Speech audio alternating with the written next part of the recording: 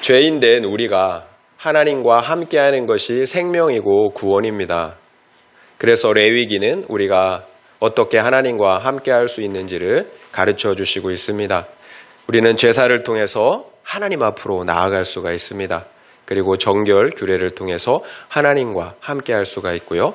그리고 오늘 17장부터 우리 성결한 삶에 대한 규례를 말씀하고 계시는데요. 우리 삶을 통해, 성결한 삶을 통해서 하나님과 함께할 수가 있습니다. 결국 우리가 이렇게 외형적인 예배, 제사를 통해서만 하나님과 함께할 수 있는 것이 아닙니다. 반드시 우리 전 삶을 통해서 모든 삶의 영역 가운데 거룩해야 된다라는 거예요. 그러므로 하나님과 함께할 수가 있는 것입니다. 지난주에 우리가 이미 살펴본 것처럼 레위기 16장은 대속죄일에 대한 규례입니다. 결국 레위기의 중심은 죄를 속하는 대속죄, 속죄에 있다라는 거예요. 속죄, 우리의 죄를 속할 수가 있기 때문에 제사를 드릴 수가 있는 것이고요. 또 정결 규례도 가능한 것이고 또 성결한 삶도 가능한 거예요. 우리가 하나님과 함께할 수 있는 이유는 속죄가, 죄사함이 전제가 되어 있기 때문이라는 거예요. 그래서 우리 삶의 중심은 반드시 예수 그리스도의 십자가 속죄여야 한다라는 거예요. 예수 그리스도의 그 십자가를 통해 우리가 속죄함을 얻었기 때문에 하나님과 함께할 수가 있다라는 거예요. 제사를 드릴 수가 있고요. 정결 규례를 통해서 또 성결한 삶을 통해서 하나님과 함께할 수가 있다라는 것입니다. 특별히 오늘 말씀은 하나님과 함께할 수 있는 방법들 중에서 성결한 삶에 대한 첫 번째 말씀이에요. 우리가 성결한 삶을 통해서 어떻게 하나님과 함께할 수 있는지를 우리에게 말씀해 주고 있다라는 거예요. 우리가 하나님과 함께할 수 있는 방법, 성결한 삶을 살 수 있는 가장 핵심적인 방법을 오늘 본문을 통해서 함께 알아보겠습니다. 1절부터 9절의 말씀은 소나 양이나 염소 등 가축을 도축하여서 그 고기를 먹을 때에 대한 규례입니다. 만약에 가축을 도축할 때 회막, 곧 성막 앞으로 가지고 나가서 여호와 하나님께 예물로 드리지 않는 자는 피 흘린 자로 여기신다라고 말씀하고 있어요. 피 흘린 자가 무엇입니까? 살인자라는 거예요. 가축을 하나님께 예물로 드리지 아니하고 잡아먹는 자를 살인자로 간주하시겠다라는 거예요. 그래서 자기 백성 중에서, 언약 백성 중에서 끊어질 것이라고 말씀하고 있는 것입니다. 그렇다면 마음대로 고기도 먹을 수 없다는 것입니까? 아니에요. 하나님께서 우리에게 원하시는 것은 먼저 예물을 드리라는 거예요. 그리고 그 후에 그 고기를 먹으라는 것입니다. 그 피와 기름은 제물로 드리고 그 남은 고기는 너희 마음대로 먹으라는 거예요. 그렇다면 하나님은 왜 이렇게 우리를 힘들게 하실까요? 이렇게 힘들게 하는 이유가 과연 누구를 위한 것일까요? 5절 6절을 보면 제사장은 그 피를 회막 문 앞 여호와의 제단에 뿌리고 그 기름은 불살라 여호와께 향기로운 냄새가 되게 하라고 하십니다. 하나님께 그러므로 화목제물로 드리라는 거예요. 피는 생명을 의미합니다. 그리고 기름은 그 생명체를 움직이는 힘을 상징해요. 그러니까 그 제물의 가장 중요한 부분인 생명과 생명의 근원이 되는 기름을 하나님께 드리라는 거예요. 결국 모든 제물을 하나님께 드리라는 말씀, 그 말씀의 핵심은 하나님을 인정하라라는 거예요. 하나님을 인정하라. 하나님을 인정하라. 너희 모든 것이 너희 것이 아니라 하나님의 것이라는 사실을 인정하라는 말씀이에요.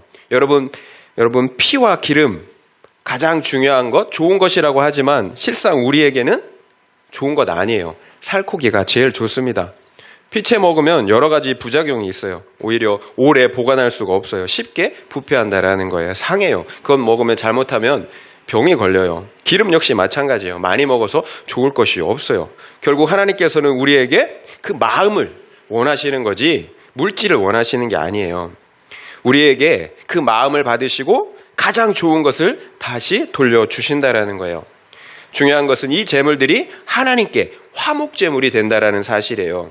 창조주 하나님과 화목한 것, 이것보다 더 중요한 것, 이것보다 더 복된 것이 어디 있겠어요? 우리가 하나님을 인정해 드릴 때, 그래서 나의 전부를 드릴게, 하나님께서 우리 인생을 우리 인생을 책임져 주시겠다라는 거예요. 7절을 보면 이스라엘이 전에 음란하게 섬기던 수렴수에게 다시 제사하지 말라라는 말씀이 있습니다. 결국 과거 이스라엘 자손이 애굽에서 소와 양과 그리고 염소와 같은 가축들을 잡을 때 수렴수에게 제사했다라는 사실을 알 수가 있습니다. 여러분 고시래 아시죠? 고시래. 옛날에 밭에서 논에서 산에서 내가 먹을 음식의 일부를 먼저 귀신에게 바친다라는 의미예요. 고시래. 결국 수렴소에게 이와 비슷한 제사를 드렸다라는 거예요. 가축의 일부를 떼어서 제사한 것입니다. 문제는 이스라엘 자손이 출애굽한 이후에도 이와 같은 우상 숭배의 풍습을 완전히 버리질 못했다라는 거예요. 우리가 그렇습니다. 이 세상에서 출애굽한 그 후에도 세상 애굽의 풍습을 따라서 살아간다라는 거예요. 결국 모든 가축을 하나님께 바치라는 말씀은 여호와 하나님을 인정하라는 말씀과 동시에 더 이상 우상을 섬기지 말라라는 말씀이 연결되어 있는 거예요. 우리가 왜 하나님만 인정하지 못하겠습니까? 우리가 여전히 우상을 섬기고 사랑하고 있기 때문이에요. 결국 우리가 하나님만 사랑하고 또 하나님만 섬기지 못하는 이유는 우상을 더 사랑하기 때문입니다. 그렇다면 우상 숭배의 본질이 무엇이었습니까? 나를 섬기는 거예요. 나를. 내 배를 섬기는 것. 타악한 자아 숭배가 우상 숭배의 본질입니다. 결국 하나님을 섬기는 데 있어 가장 큰 걸림돌은 내 자아를 섬기는 거예요. 여전히 내가 왕으로 살겠다는 것입니다. 그렇다면 이런 우상 숭배의 죄를 끊어낼 수 있는 가장 확실한 방법은 무엇이겠습니까? 바로 내 자아가 죽는 회개예요. 내가 예수 그리스도와 함께 십자가에서 못 박혀 죽어야 합니다. 그러면 거듭난 새 사람으로 부활한 예수와 함께 다시 살 수가 있습니다. 이것이 우상 숭배를 끊어낼 수 있는 유일한 방법이에요. 내 죄된 본성으로는 아무리 힘쓰고 애쓴다고 해도 결코 우상 숭배를 멈출 수가 없어요. 그래서 내가 예수와 함께 죽고 예수와 함께 살아야 하는 것입니다. 새로운 본성, 거듭난 본성으로 살 때만 하나님을 사랑하고 섬길 수가 있다는 거예요. 내가 죽는 분수령적인 회개가 반드시 있어야 한다는 거예요. 다시 산다라는 것은 내가 먼저 죽는다라는 것을 전제가 되어 있는 거예요. 내가 죽지 않았는데 어떻게 다시 살 수가 있겠어요?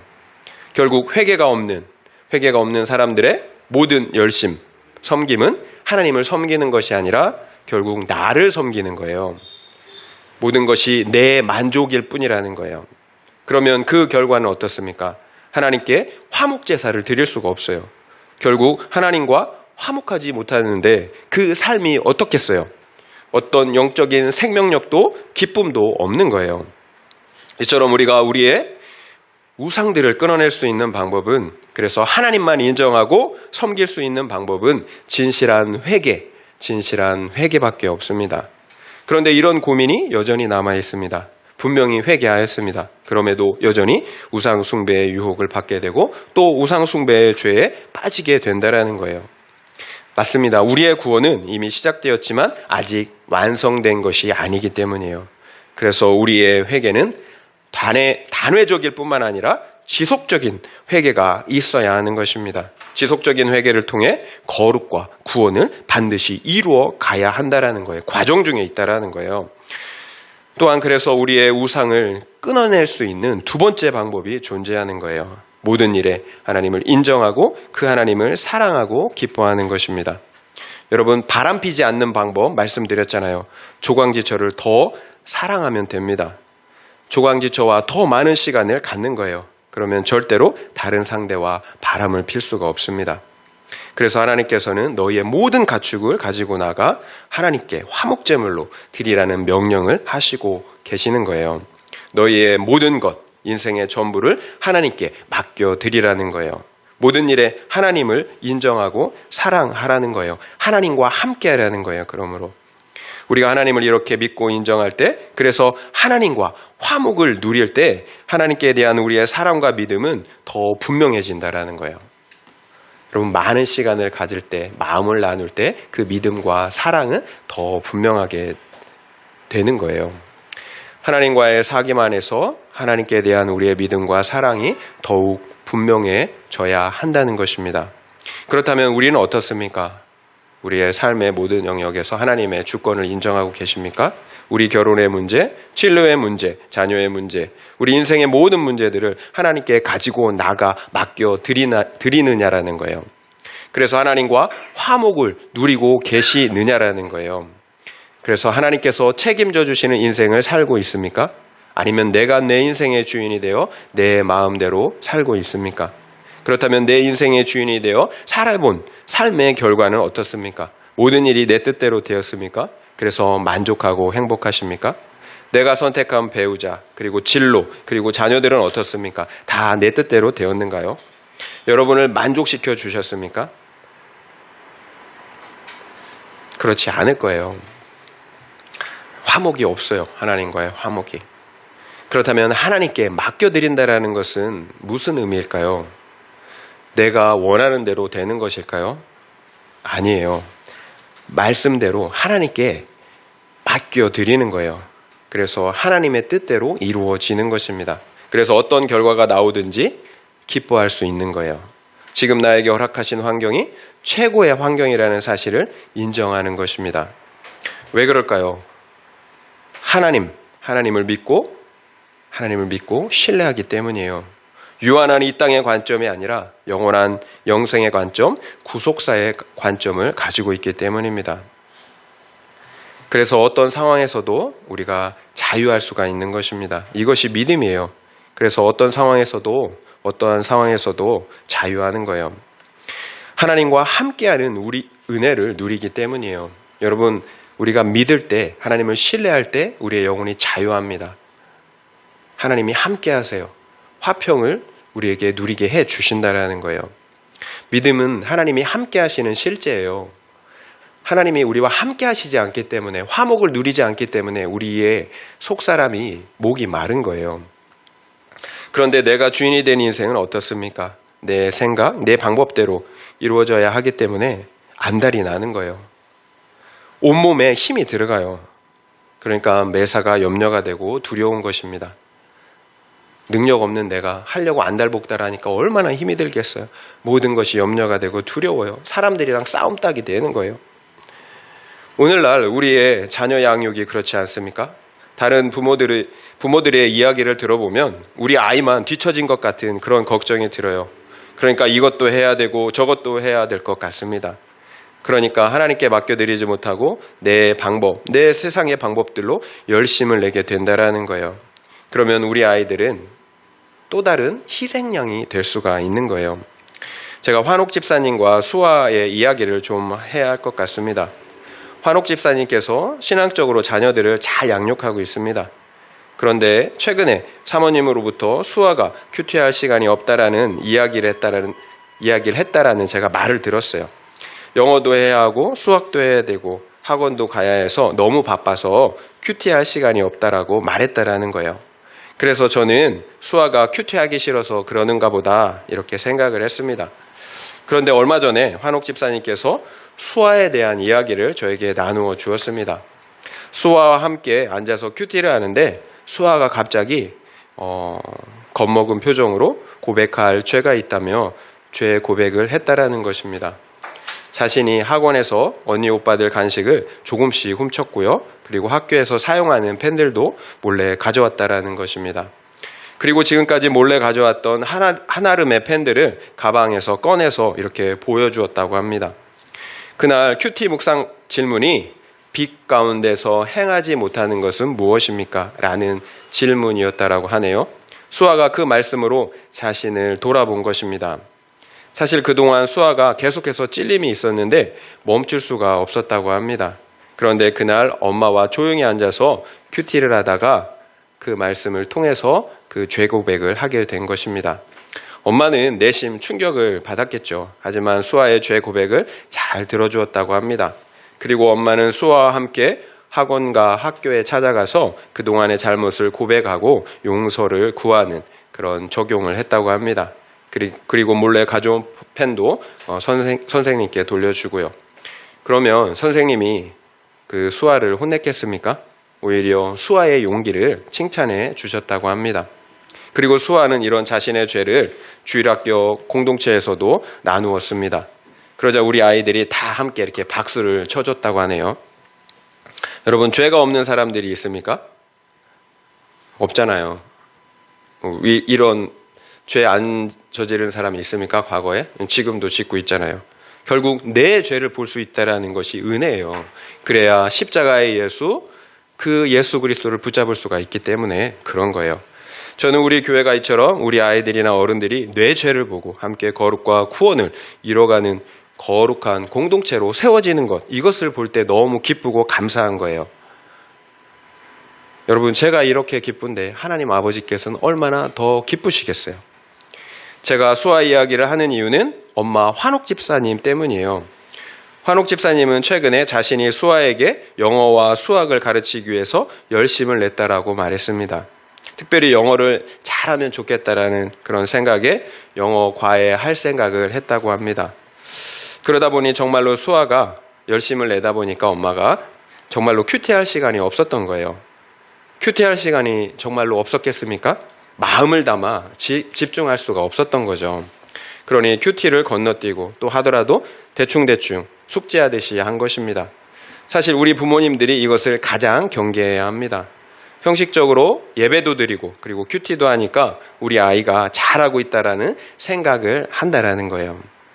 그러나 우리의 마음을 담지 못하면 우리의 신앙생활은 점점 알맹이가 없는 껍데기 신앙이 되고 마는 거예요. 생명 없는 바리새인들을 만들어낸다라는 거예요. 여러분, 자녀만이 그런 게 아니에요. 우리 부모님들도, 우리도 마찬가지예요. 환옥 집사님이 이 사실을 알게 된 거예요. 자신이 수아를 성막에 계신 하나님께로 데려가지 못하고 오히려 세상으로 데려갔다라는 사실을 깨닫게 되었다라는 거예요. 이 사실을 알게 된 환옥 집사님이 영어 과외를 과감하게 포기했다고 합니다. 그리고 수아에게 이렇게 말했다고 해요. 엄마는 내가 공부 안 해도 괜찮아. 그러나 큐티만은 꼭 하길 바래. 이것이 정말로 아빠 엄마가 원하고 기뻐하는 것이야. 이렇게 말했다고 해요. 엄마가 이런 적용을 하자마자 수아가 깊이 있는 말씀 묵상을 통해서 자신의 죄 고백을 하게 된 것입니다. 그러니까 수아의 고백이 그냥 나온 것이 아니라는 거예요. 엄마가 자신의 잘못을 보고 죄를 보고 돌이켰기 때문이에요. 결국 엄마가 살아야 자녀도 사는 거예요. 생명이 있는 사람들의 특징은 상대방에게 생명이 있는지 없는지를 분명하게 분별할 수가 있습니다. 그래서 그 사람의 신앙생활이 생명이 없는 육적인 열심인지 아니면 진짜 생명의 활동인지를 분별할 수가 있다라는 거예요. 결국 내가 먼저 생명을 얻고 누려야 합니다. 그래야 분별할 수가 있어요. 내 안에 생명이 있어야 분별할 수가 있다라는 거예요. 그래야 또 다른 생명을 나누어 줄 수가 있는 것입니다. 생명 없는 사람들은 나에게도 또 내 자녀들에게도 정말로 무엇이 필요한지를 알지를 못한다라는 거예요. 그래서 세상을 따라가는 거예요. 결국 우리 부모님들이 속는 이유는 그 안에 생명이 없던지 아니면 그 생명이 희미하기 때문이에요. 그래서 우리 자녀들을 하나님께로 데려가지 못하고 생명 없는 이 세상으로 데려가는 것입니다. 어떤 부모님이 알고서 그렇게 하겠습니까? 나조차도 생명이 없다 보니 스스로 속는 거예요.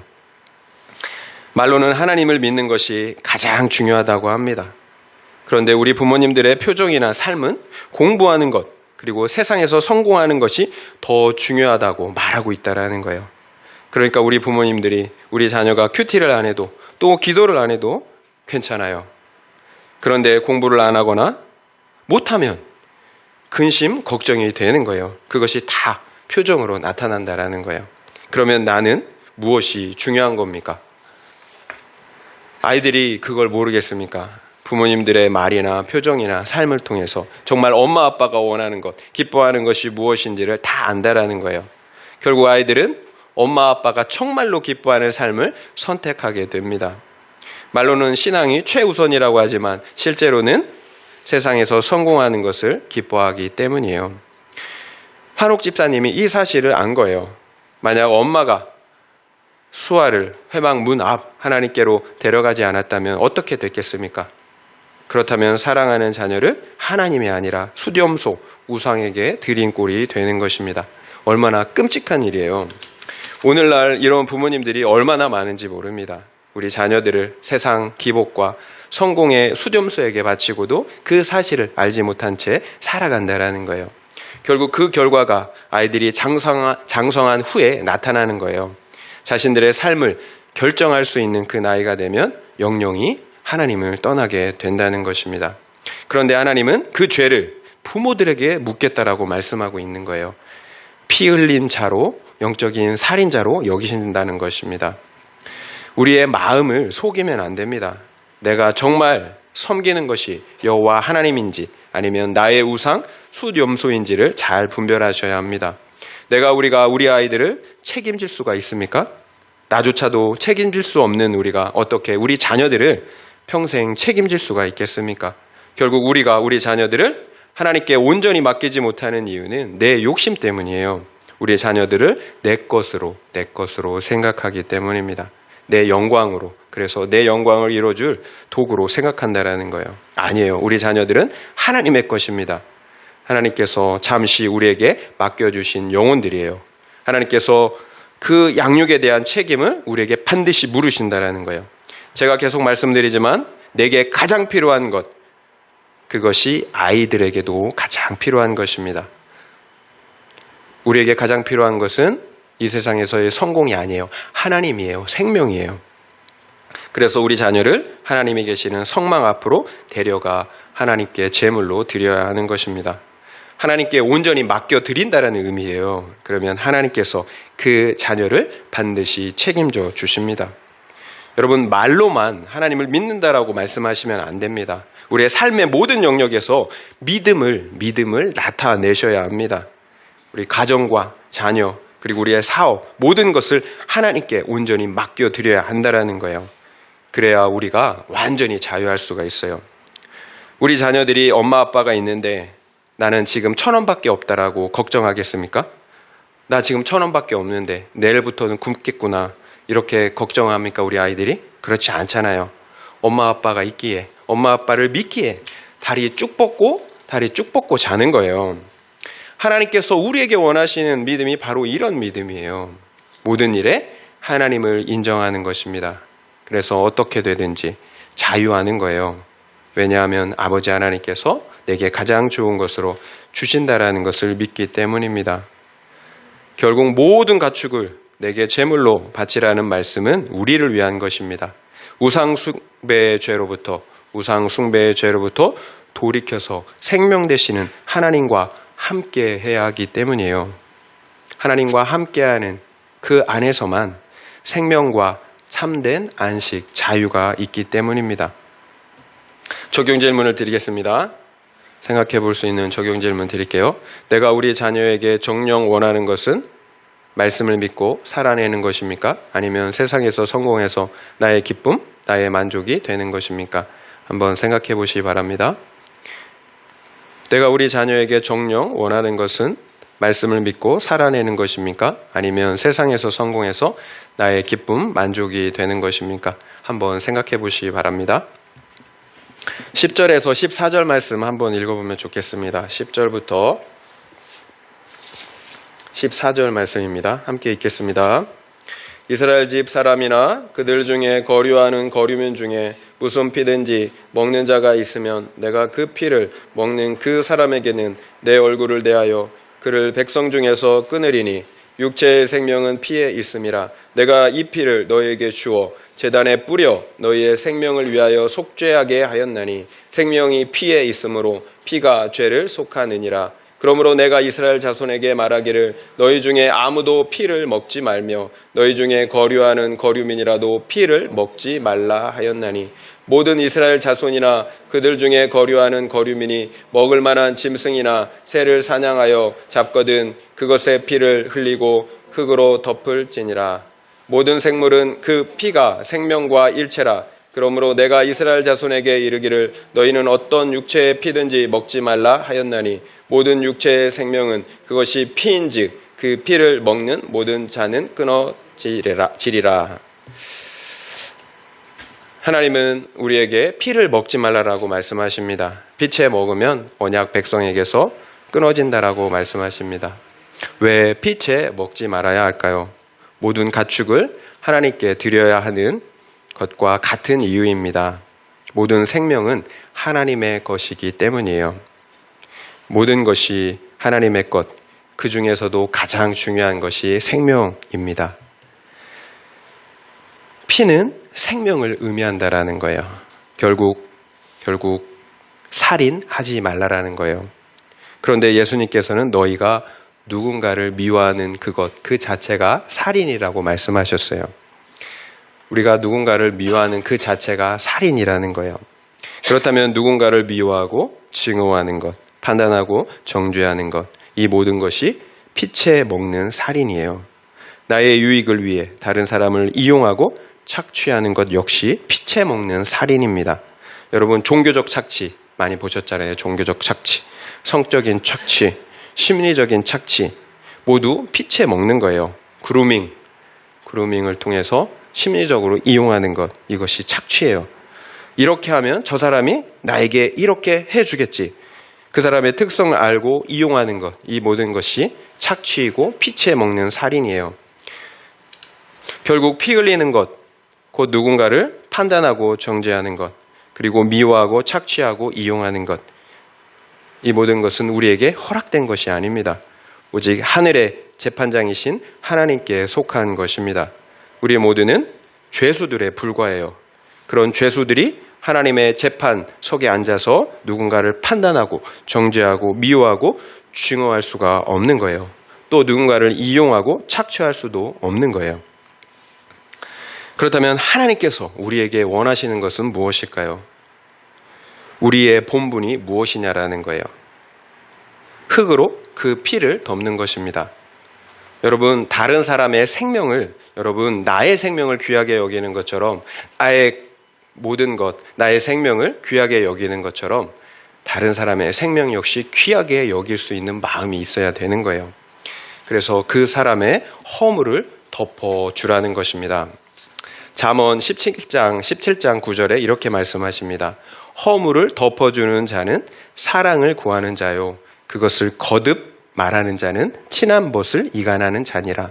여러분, 허물을 덮어주는 사람은 사랑을 구하는 사람이래요. 사랑하는 사람이라는 거예요. 그런데 다른 사람의 허물을 거듭 말하는 사람은 이간질하는 사람, 상대방을 사랑하는 사람이 아니라는 거예요. 허물을 덮어주는 것, 이것이 사랑이에요. 베드로전서 4장 8절 말씀 읽어드릴게요. 무엇보다 뜨겁게 서로 사랑할지니 사랑은 허다한 죄를 덮느니라. 뜨겁게 서로 사랑해라. 무엇보다 그 사랑이 허다한 죄를 덮는다라고 말씀하고 있어요. 너희가 긍휼을 행해라. 긍휼을 행하지 않으면 긍휼 없는 심판이 임할 것이라고 말씀하고 있어요. 결국에 피를 덮는다라는 것은 허물, 그 사람의 잘못을 덮어주라는 거예요. 그리고 더 적극적으로 그 영혼을 사랑하라는 것입니다. 다른 사람을 용서하는 것을 넘어 사랑하는 데까지 나아가라는 거예요. 이것이 하나님께서 우리에게 원하시는 성결한 삶이에요. 이것이 피채 먹지 않고 그 피를 덮어주는 것입니다. 허물을 덮어줄 뿐만 아니라 더 적극적으로 그 영혼을 사랑하라는 거예요. 그러면 영혼을 구원할 수가 있다라는 거예요. 허다한 죄를 덮는다라고 말씀하신다라는 거예요. 여러분, 잘 생각해 보세요. 우리가 속죄함을 받았습니다. 그러니까 누군가의 생명이 대신 희생당함으로 죽을 내가 생명을 얻었다라는 거예요. 속죄라는 건 그런 의미예요. 그냥 너 용서해 줄 게가 아니에요. 내 죄 때문에 누군가 대신 죽었다라는 거예요. 그런데 우리가 또다시 누군가의 생명을 죽인다면 어떻게 되겠습니까? 그래서 피를 흘리면 언약 백성에게서 끊어진다라고 말씀하시는 거예요. 우리의 속죄가 무효가 되기 때문이에요. 결국 누군가를 미워한다라는 것이 얼마나 심각한 죄인지를 우리가 알아야 합니다. 예수님께서 가르쳐 주신 기도, 주기도문 아시죠? 주기도문 중에 이런 내용이 있습니다. 우리가 우리에게 죄 지은 자를 사하여 준 것 같이 우리의 죄를 사하여 주옵시고, 내가 누구의 죄를 용서해 준 것처럼 나의 죄를 용서해 달라고 하나님께 기도하고 있다라는 거예요. 그리고 예수님은 이렇게 이어서 말씀하셨습니다. 마태복음 6장 14절 15절인데요. 읽어드릴게요. 너희가 사람의 잘못을 용서하면 너희 하늘 아버지께서도 너희의 잘못을 용서하시려니와 너희가 사람의 잘못을 용서하지 아니하면 너희 아버지께서도 너희 잘못을 용서하지 아니하시리라. 우리가 다른 사람의 잘못을 용서하면 우리 역시도 용서를 받을 수가 있다라는 거예요. 그러나 우리가 다른 사람의 잘못을 용서하지 않으면 우리 역시도 용서받을 수 없다라고 말씀하고 계세요. 결국 용서는 다른 사람이 아니라 나를 위해서 하는 것입니다. 우리는 1만 달란트 탕감받은 종의 비유를 너무도 잘 알고 있습니다. 우리가 하나님 아버지께 받은 용서는 십자가의 용서예요. 도저히 갚을 수 없는 돈 1만 달란트의 죄의 빚을 탕감받은 것입니다. 그 죄의 값을 아들의 생명으로 대신 속죄하셨기 때문이에요. 그런데 우리는 배우자나 다른 가족이나 또 다른 누군가의 잘못을 용서하지 못해요. 결국 100데나리온 몇백만 원 때문에 그 잘못을 용서하지 못한다라는 거예요. 그래서 우리의 마음속에서 계속해서 상대방을 미워하고 증오하고 있는 것입니다. 계속해서 피를 먹고 있다라는 거예요. 피를 흘리고 있다라는 거예요. 앞서 말씀드렸지만 문제는 그러면 내가 받은 1만 달란트의 속죄, 십자가의 속죄가 무효가 된다라는 거예요. 다 갚을 때까지 감옥에서 나올 수가 없다라는 거예요. 결국 내가 누군가를 미워하고 증오하는 것은 자유예요. 마음대로 할 수가 있습니다. 그러나 그 결과는 자유할 수가 없어요. 선택은 자유지만 그 결과는 자유할 수가 없다라는 거예요. 그러면 무엇이 지혜입니까? 상대방을 용서하고 나 역시도 용서받는 것입니까? 아니면 상대방도 용서하지 않고 나도 용서받지 않는 것입니까? 결국 내가 용서하면 모두가 살 수 있어요. 그런데 내가 용서하지 못하면 함께 죽는 거예요. 누구만 좋은 거예요, 누구만. 영적 전쟁이 있잖아요. 욥기를 보면 알잖아요. 사탄과 하나님과 이 세상 이 관계 가운데 영적인 전쟁이 있어요. 사탄만 좋은 거예요. 여러분 어떤 선택을 하시겠습니까? 둘 다 사는 선택, 하나님이 원하시는 십자가의 선택을 하시겠습니까? 아니면 둘 다 죽는 선택, 사탄이 원하는 육신의 선택, 내 마음대로의 선택을 하시겠습니까? 제 아내가 큐티 나눔 시간에 저에 대한 섭섭한 것들을 나누었습니다. 얼마 전 아내가 2차 항암이 끝나면 맨발 걷기 멤버들이 있거든요. 그 맨발 걷기 멤버들과 말레포에 가서 그렇게 맨발 걷기를 하겠다라고 이야기했습니다. 그래서 제가 정신 차려라 이렇게 얘기했습니다. 남편이 제가 이렇게 섭섭하게 이야기했다고 이렇게 나누었습니다. 그리고 항암으로 아내가 머리를 잘랐는데요. 제가 위로해 주지 못했어요. 이 역시도 섭섭했다라고 이렇게 나누었어요.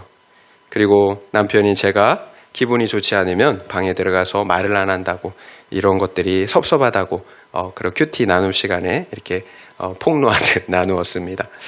재밌는 것은 이렇게 아내가 저한테 섭섭한 것들을 이렇게 쭉 나누니까, 이렇게 말하니까 이유는 잘 모르겠지만 성도님들이 기뻐하더라고요. 위로를 받는 것 같았습니다. 그러면 여러분 저는 어땠을 것 같습니까? 아니 내가 왜 그런 말을 했는지 전체 맥락은 없고 그 부분만 이렇게 꼭 이렇게 쏙 뽑아서 이렇게 말을 할까, 이제 이런 생각이 드는 거예요. 그러니까 속 안에서 불편한 거예요. 그리고 그렇게 섭섭하면 그 전에 좀 이야기 좀 나한테 얘기하지, 이렇게 말하는 것이 과연 유익할까, 이런 생각도 드는 거예요. 또 내가 잘해준 것은 하나도 말하지 않고 되게 섭섭한 것만 이렇게 말하냐, 솔직하게 이런 생각도 들더라고요. 그래도 감사한 것은 그래도 내가 들을 말을 듣는구나, 이렇게 내 안에서 이렇게 생각할 수가 있었다라는 거예요. 그래서 이렇게 듣기만 했습니다. 그런데 이 동일한 내용을 화요일 날 저녁, 수요일 날 낮, 그리고 수요일 날 저녁 이렇게 3번씩이나 반복해서 나누는 거예요. 저는 생각했어요. 어떻게 생각했냐면, 내가 만약 다른 성도님들 가운데 이런 일이 있어서 이것을 나눈다면 나는 과연 뭐라고 말을 해줄까? 이런 생각이 들었어요. 저는 아내와 대화해보라고 이렇게 권면을 해줄 것 같았습니다. 그러나 제 감정 상태는 그렇게 이야기하고 싶지가 않더라고요. 그럼 제가 무엇을 했겠습니까? 기도했어요. 기도. 내가 생각한 대로 적용할 수 있는 능력을 달라고. 제 안에는 사랑이 없기 때문에 하나님은 사랑의 마음을 부어주셔서 그렇게 적용할 수 있게 해달라고 기도했습니다. 그리고 죄만 보려고 했습니다. 왜냐하면 우리의 문제는 항상 내 죄를 보지 못하기 때문이에요. 내 죄를 보지 못하고 상대방의 죄만 보고 상대방의 그 죄만 묵상하기 때문에 항상 문제가 생긴다라는 거예요. 그러면 답이 없잖아요. 기도하면서 하나님을 의지하면서 죄만 보려고 했습니다. 그러니까 정말로 제 죄가 이렇게 많이 보이더라고요. 실제로 제가 사랑이 없다라는 거예요. 사랑이 없어요. 그래서 제가 가지고 있는 옳고 그름의 기준으로만 아내를 바라본 것입니다. 이 정도는 사모가 돼야 되지 않을까라는 그냥 높은 기준을 가지고 있었던 거예요. 제가 이렇게 이기적인데 어떻게 객관적으로 판단할 수가 있겠어요. 그래서 피를 흘리고 먹는 죄를 계속해서 짓고 있었던 것입니다. 그리고 큐티 말씀을 묵상하는데 욥기 말씀을 통해서 하나님이 이렇게 말씀하시더라고요. 너만 하나님의 백성이냐? 내가 죽으면 지혜도 죽겠구나. 이렇게 하나님이 말씀하시는 것 같았어요. 하나님은 말씀을 통해 목사라고 다 아는 것처럼 너만 옳은 것처럼 생각한다라는 사실도 말씀해 주셨습니다. 결국 저는 아내와 대화하는 적용을 할 수가 있었습니다. 그리고 아내에게 위로하는 말이 아니라 거친 말을 했던 것에 대해서 미안하다고 사과할 수가 있었습니다. 그리고 서로의 생각들을 대화를 통해서 나누는 시간들을 가질 수가 있었습니다. 그러자 서로가 오해하는 부분들이 있었다라는 사실을 알게 되었습니다. 결국 제가 다시 한번 깨달은 바는 상대방의 죄가 아니라 내 죄만 보는 것이 가장 유익하다라는 사실입니다. 이것이 진리예요. 진리. 내 죄만 보는 것, 이것이 나도 살고 상대방도 사는 유일한 길이라는 사실을 다시 한번 깨달을 수가 있었어요. 상대방의 죄만 묵상하면 죽어요. 계속 죽어요. 계속 피를 흘리는 거예요. 나도 피를 흘리지만 상대방도 피를 흘리게 됩니다. 여러분, 상대방이 잘못한 것 내 기준으로 분명히 있어요. 우리가 죄인인데 없을 수가 없어요. 똑같이 잘못할 수밖에 없어요. 하지만 여러분, 상대방이 잘한 것도 한번 생각해 보세요. 여러분, 그리고 잘한 것을 묵상해 보시길 바랍니다. 물론 못한 것도 있지만 잘한 것도 많이 있어요. 여러분, 잘한 것을 묵상하시길 바랍니다. 그리고 내 죄를 보시길 바랍니다. 그러면 다 함께 살 수가 있어요. 15절 말씀, 16절 말씀 읽겠습니다. 15절, 16절입니다. 또 스스로 죽은 것이나 들짐승에게 찢겨 죽은 것을 먹은 모든 자는 본토인이거나 거류민이거나 그의 옷을 빨고 물로 몸을 씻을 것이며 저녁까지 부정하고 그 후에 정하려니와 그가 빨지 아니하거나 그의 몸을 물로 씻지 아니하면 그가 죄를 담당하리라. 우리가 하나님의 생명을 취했을 때 곧 우리가 누군가를 정죄하고 미워하는 피 흘림의 죄, 살인의 죄를 범했다 하더라도 회개하고 돌이킬 수 있는 기회가 있다라는 것입니다. 성경은 분노와 미움을 그날을 넘기지 말라라고 말씀하셨어요. 그날 회개하고 돌이키라고 말씀하셨어요. 에베소서 4장 26절, 27절 말씀을 읽어드릴게요. 분을 내어도 죄를 짓지 말며 해가 지도록 분을 품지 말고 마귀에게 틈을 주지 말라. 우리가 사람이기에 분을 낼 수가 있어요. 그런데 해가 지도록 오랫동안 그 분을 품지 말라라는 거예요. 그러면 마귀에게 틈을 주는 거예요. 그 죄가 계속 커져요. 미움이 계속 커져요. 피 흘림이 계속 커지는 거예요. 상대방의 죄만 계속해서 묵상하게 된다라는 거예요. 마귀에게 틈을 주지 말라라고 말씀하고 있어요. 그래서 내 죄만 보는 회개가 유익한 거예요. 그런데 그게 쉽지 않아요. 저도 쉽지 않아요. 그래서 내 마음을 그 마음의 주인이신 하나님께 내어드려야 하는 것입니다. 기도하는 거잖아요. 하나님, 제 마음이 이런데 내 마음대로 안 돼요. 하나님, 여러분 무엇을 위해서 기도하십니까? 여러분 마음을 위해서 기도하세요. 하나님 말씀대로 살 수 있도록, 제 마음이 이뤄서 도저히 저 사람을 사랑할 수가 없다고, 용서할 수가 없다고, 하나님 제 마음을 붙들어 달라고, 하나님 말씀대로 용서하고 사랑할 수 있게 해달라고, 이런 기도를 드려야 합니다. 내 마음대로 안 되잖아요. 그래서 말씀을 보는 거예요. 말씀을 보면 내 기준이 잘못됐다라는 게 보이거든요. 그래서 우리가 기도하고 말씀을 보는 것입니다. 결국 우리가 매일 넘어지지만 회개할 수 있음이 얼마나 큰 은혜인지 모릅니다. 우리 완전하지 않아요. 다 매일 싸우고 넘어져요. 그런데 회개할 수 있잖아요. 십자가의 예수, 그 대속죄의 보혈의 피가 있잖아요. 16장에서 살펴본 것처럼 대속죄일의 속죄, 곧 예수 그리스도의 속죄가 있다라는 거예요. 우리에게 믿음으로 붙잡으면 되는 거예요. 계속 말씀드리지만 회개할 수 있다라는 자체가 은혜 중에 은혜예요. 회개 그냥 할 수 있는 것 아니잖아요. 하나님께서 내 죄를 대신해서 십자가를 지셨기 때문이에요. 그래서 회개할 수가 있는 거예요. 하나님의 피값으로 우리가 회개할 수가 있다는 것입니다. 우리에게 살 수 있는 길을 자신의 희생으로 우리에게 내어주셨다라는 거예요. 적용 질문 드리겠습니다. 내가 상대방을 미워하고 용서하지 못하는 이유는 무엇입니까? 그리고 상대방을 판단하고 정죄하는 이유가 무엇입니까? 내 죄가 보이지 않기 때문입니까? 아니면 정당한 이유 때문입니까? 한번 생각해 보시기 바랍니다. 내가 상대방을 미워하고 용서하지 못하는 이유가 무엇입니까? 그리고 상대방을 판단하고 정죄하는 이유가 무엇입니까? 내 죄가 보이지 않기 때문입니까? 아니면 정당한 이유 때문입니까? 한번 생각해 보시기 바랍니다. 말씀을 마무리하겠습니다. 하나님께서는 모든 가축을 도축할 때는 하나님께 가지고 나가 하나님께 먼저 제물로 드리라고 명령하고 계십니다. 그리고 모든 고기는 그 피와 함께 먹지 말라라고 명령하고 계십니다. 그렇지 않으면 피 흘린 자, 곧 살인자로 여기신다고 하십니다. 언약의 공동체에서 끊어낸다라는 거예요. 두 명령에 공통점이 있습니다. 하나님의 것을 하나님께 드리라는 거예요. 하나님의 것을 하나님께 드리라는 것입니다. 너의 인생, 너의 모든 것을 하나님께 맡기라는 것입니다. 하나님의 주권을 인정하라는 거예요. 너의 본분을 잊지 말라라는 것입니다. 그러므로 하나님 안에서 화목하고 자유를 누리라는 것입니다. 다른 사람의 생명을 취하지 말아야 합니다. 판단, 정죄, 미워하지 말아야 합니다. 이것은 하나님의 것이에요. 하나님의 고유한 것을 우리가 침해하는 것입니다. 우리의 모든 것을 하나님께 맡겨드리면 하나님께서 우리를 책임지십니다. 하나님께서 우리를 책임지세요. 우리에게 무엇이 필요합니까? 바로 하나님께 대한 믿음이에요. 믿음. 하나님의 주권을 인정하는 믿음.